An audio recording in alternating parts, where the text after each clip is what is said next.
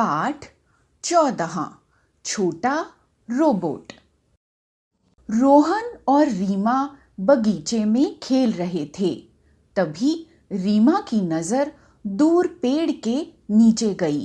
रीमा ने रोहन से कहा, देखो वहां पेड़ के नीचे कौन सो रहा है, चलो चलकर देखते हैं।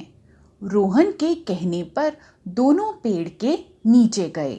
अरे यह तो एक बच्चा है, पर यह कोई मामूली बच्चा नहीं है, यह तो रोबोट है। कहते हुए रोहन ने उसे गोदी में उठा लिया। चलो इसे माँ के पास लेकर चलते हैं, रीमा उत्साहित होकर बोली। वे उसे लेकर घर आए। माँ उस छोटे रोबोट को देखकर बहुत खुश हुई।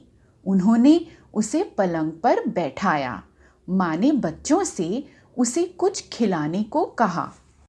रीमा ने उसे एक गिलास मीठा दूध पीने को दिया, पर छोटे रोबोट ने दूध नहीं पिया।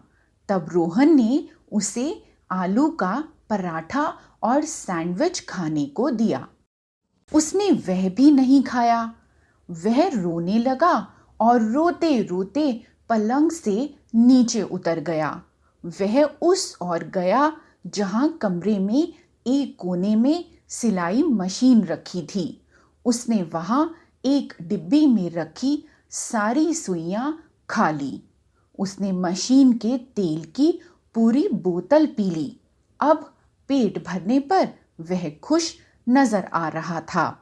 फिर वह बच्चों के साथ बाहर खेलने चला गया।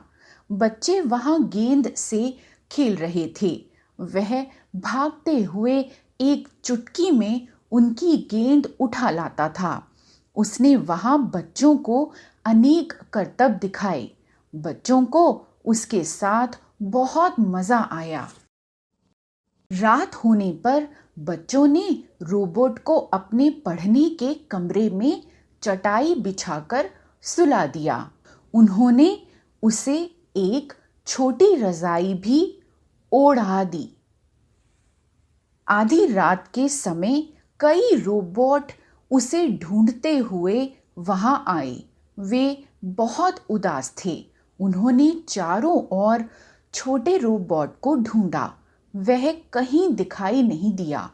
एक बड़े रोबोट ने जब पढ़ने के कमरे में खिड़की से झांक कर देखा तो उसकी नज़र छोटे रोबोट पर पड़ी।